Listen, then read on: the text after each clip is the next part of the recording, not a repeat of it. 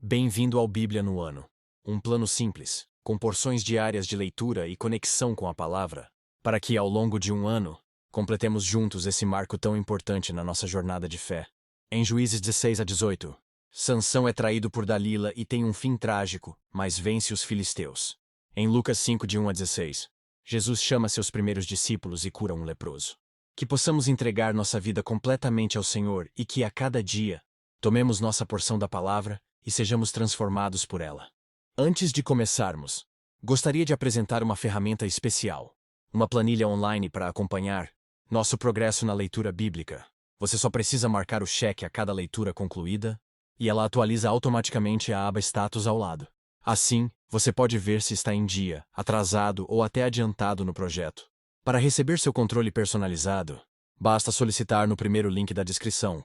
Não se esqueça de curtir, compartilhar e se inscrever no canal, para acompanhar todos os dias dessa jornada. Boa reflexão. Juízes 16. Certa vez Sansão foi a Gaza, viu ali uma prostituta e passou a noite com ela. Disseram ao povo de Gaza: Sansão está aqui. Então cercaram o local e ficaram à espera dele a noite toda, junto à porta da cidade. Não se moveram a noite inteira, dizendo: ao amanhecer o mataremos. Sansão, porém, ficou deitado só até a meia-noite. Levantou-se, agarrou firme a porta da cidade, juntamente com os dois batentes, e os arrancou com tranca e tudo.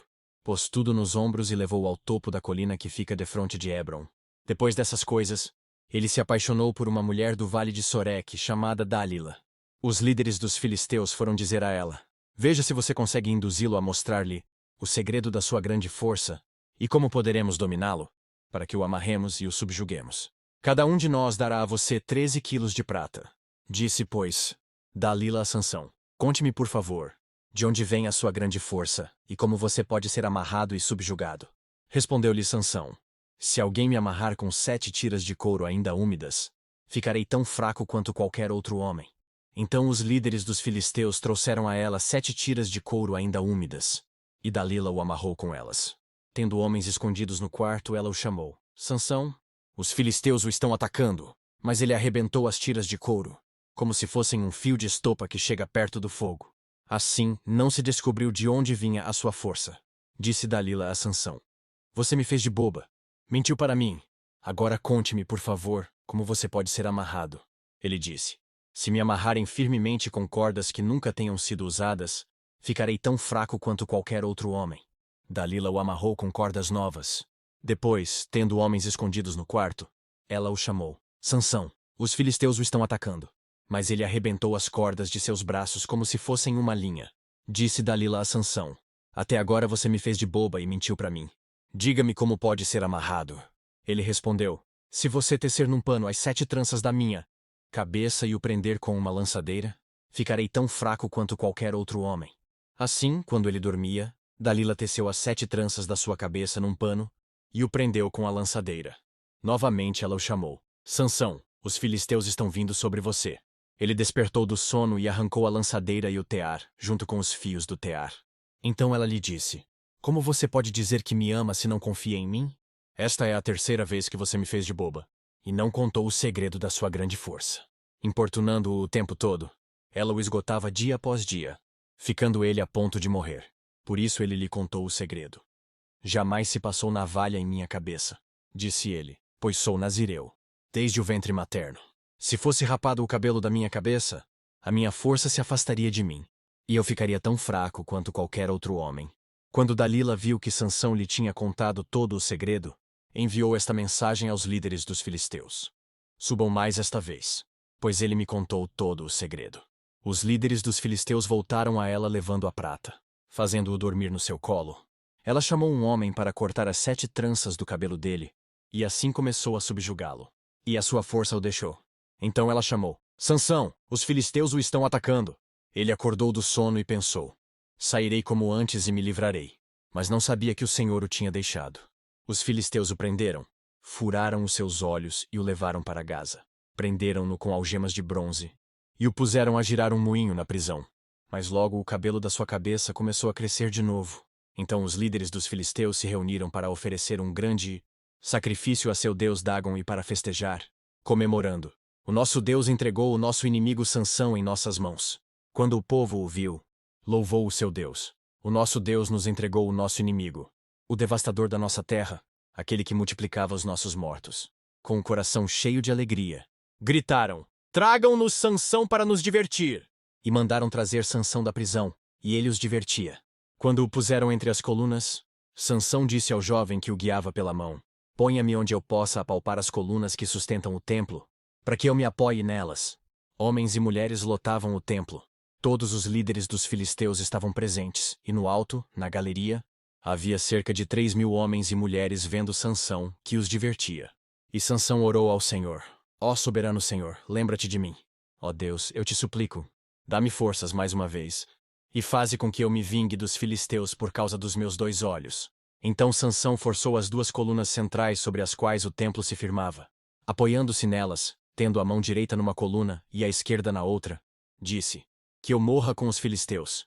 Então ele as empurrou com toda a força, e o templo desabou sobre os líderes e sobre todo o povo que ali estava. Assim, na sua morte, Sansão matou mais homens do que em toda a sua vida. Foram então os seus irmãos e toda a família do seu pai para buscá-lo. Trouxeram-no e o sepultaram entre Zorá e Estaol, no túmulo de Manoá, seu pai. Sansão liderou Israel durante 20 anos. Juízes 17. Havia um homem chamado Mica, dos montes de Efraim, que disse certa vez à sua mãe: Os 13 quilos de prata que lhe foram roubados e pelos quais eu a ouvi pronunciar uma maldição. Na verdade, a prata está comigo. Eu a peguei. Disse-lhe sua mãe: O Senhor o abençoe, meu filho. Quando ele devolveu os 13 quilos de prata à mãe, ela disse: Consagro solenemente a minha prata ao Senhor para que o meu filho faça uma imagem esculpida e um ídolo de metal. Eu a devolvo a você. Mas ele devolveu a prata à sua mãe. E ela separou 2,4 quilos e os deu a um ourives, que deles fez a imagem e o ídolo. E estes foram postos na casa de Mica. Ora, esse homem, Mica, possuía um santuário, e fez um manto sacerdotal e alguns ídolos da família, e pôs um dos seus filhos como seu sacerdote. Naquela época não havia rei em Israel. Cada um fazia o que lhe parecia certo. Um jovem levita de Belém de Judá, procedente do clã de Judá, saiu daquela cidade em busca de outro lugar para morar. Em sua viagem, chegou à casa de Mica, nos montes de Efraim. Mica lhe perguntou: De onde você vem? Sou levita, de Belém de Judá, respondeu ele. Estou procurando um lugar para morar. Fique comigo, disse-lhe Mica. Seja meu pai e sacerdote, e eu lhe darei 120 gramas de prata por ano, roupas e comida. O jovem levita concordou em ficar com Mica, e tornou-se como um dos seus filhos. Mica acolheu o levita, e o jovem se tornou seu sacerdote, e ficou morando em sua casa. E Mica disse: Agora sei que o Senhor me tratará com bondade, pois esse levita se tornou meu sacerdote. Juízes 18. Naquela época não havia rei em Israel, e a tribo de Dan estava procurando um local onde estabelecer-se, pois ainda não tinha recebido herança entre as tribos de Israel. Então enviaram 5 guerreiros de Zorá e de Estaol para espionarem a terra e explorá-la. Esses homens representavam todos os clãs da tribo. Disseram-lhes: Vão, explorem a terra. Os homens chegaram aos montes de Efraim e foram à casa de Mica, onde passaram a noite. Quando estavam perto da casa de Mica, reconheceram a voz do jovem levita. Aproximaram-se e lhe perguntaram: Quem o trouxe para cá? O que você está fazendo neste lugar? Por que você está aqui? O jovem lhes contou o que Mica fizera por ele. E disse: Ele me contratou, e eu sou seu sacerdote. Então eles lhe pediram: Pergunte a Deus se a nossa viagem será bem-sucedida. O sacerdote lhes respondeu: Vão em paz. Sua viagem tem a aprovação do Senhor. Os 5 homens partiram e chegaram a Laís, onde viram que o povo vivia em segurança, como os sidônios, despreocupado e tranquilo, e que gozava prosperidade, pois a sua terra não lhe deixava faltar nada. Viram também que o povo vivia longe dos sidônios, e não tinha relações com nenhum outro povo. Quando voltaram a Zorá e a Estaol, seus irmãos lhes perguntaram: O que descobriram? Eles responderam: Vamos atacá-los. Vimos que a terra é muito boa. Vocês vão ficar aí sem fazer nada? Não hesitem em ir apossar-se dela. Chegando lá, vocês encontrarão um povo despreocupado e uma terra espaçosa que Deus pôs nas mãos de vocês, terra onde não falta coisa alguma.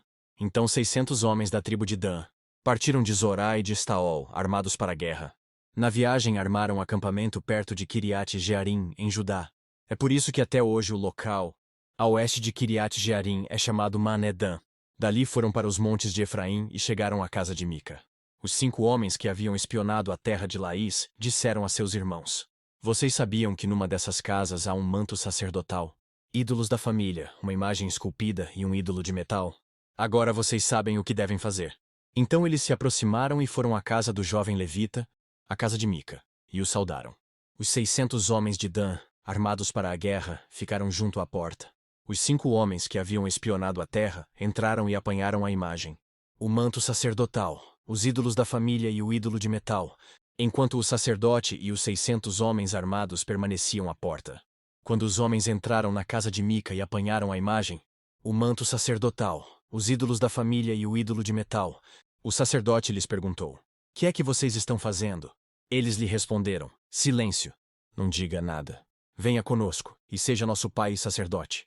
Não será melhor para você servir como sacerdote uma tribo e um clã de Israel, do que apenas a família de um só homem?" Então o sacerdote se alegrou. Apanhou o manto sacerdotal, os ídolos da família e a imagem esculpida e se juntou à tropa. Pondo os seus filhos, os seus animais e os seus bens na frente deles, partiram de volta. Quando já estavam a certa distância da casa, os homens que moravam perto de Mica foram convocados e alcançaram os homens de Dan. Como vinham gritando atrás deles, estes se voltaram e perguntaram a Mica: "Qual é o seu problema? Por que convocou os seus homens para lutar?" Ele respondeu: "Vocês estão levando embora os deuses que fiz e o meu sacerdote.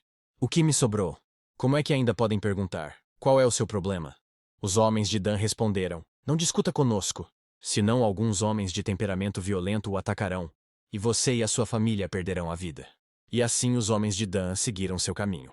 Vendo que eles eram fortes demais para ele, Mica virou-se e voltou para casa.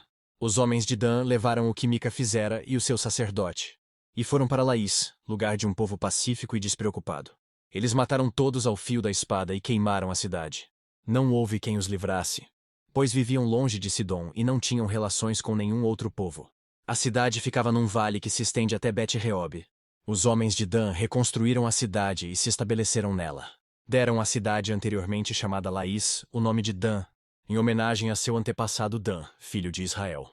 Eles levantaram para si o ídolo, e Jonatas, filho de Gerson, neto de Moisés, e os seus filhos foram sacerdotes da tribo de Dan, até que o povo foi para o exílio. Ficaram com o ídolo feito por Mica durante todo o tempo em que o santuário de Deus esteve em Siló. Lucas 5. Certo dia Jesus estava perto do lago de Genezaré, e uma multidão o comprimia de todos os lados para ouvir a palavra de Deus. Viu à beira do lago 2 barcos, deixados ali pelos pescadores, que estavam lavando as suas redes. Entrou num dos barcos, o que pertencia a Simão, e pediu-lhe que o afastasse um pouco da praia. Então sentou-se, e do barco ensinava o povo. Tendo acabado de falar, disse a Simão: "Vá para onde as águas são mais fundas. E a todos, lancem as redes para a pesca." Simão respondeu: "Mestre, esforçamo-nos a noite inteira e não pegamos nada. Mas, porque és tu quem está dizendo isto, vou lançar as redes." Quando o fizeram, pegaram tal quantidade de peixe que as redes começaram a rasgar-se. Então fizeram sinais a seus companheiros no outro barco, para que viessem ajudá-lo. E eles vieram e encheram ambos os barcos, a ponto de quase começarem a afundar. Quando Simão Pedro viu isso, prostrou-se aos pés de Jesus e disse: "Afasta-te de mim, Senhor, porque sou um homem pecador." Pois ele e todos os seus companheiros estavam perplexos com a pesca que haviam feito, como também Tiago e João, os filhos de Zebedeu, sócios de Simão. Então Jesus disse a Simão: "Não tenha medo. De agora em diante você será pescador de homens." Eles então arrastaram seus barcos para a praia, deixaram tudo e o seguiram. Estando Jesus numa das cidades, passou um homem coberto de lepra. Quando viu a Jesus, prostrou-se com o rosto em terra e rogou-lhe: "Se quiseres, podes purificar-me." Jesus estendeu a mão e tocou nele, dizendo: "Quero, seja purificado." E imediatamente a lepra o deixou.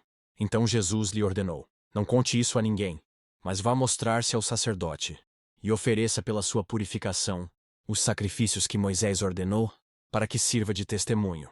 Todavia, as notícias a respeito dele se espalhavam ainda mais, de forma que multidões vinham para ouvi-lo e para serem curadas de suas doenças. Mas Jesus retirava-se para lugares solitários e orava.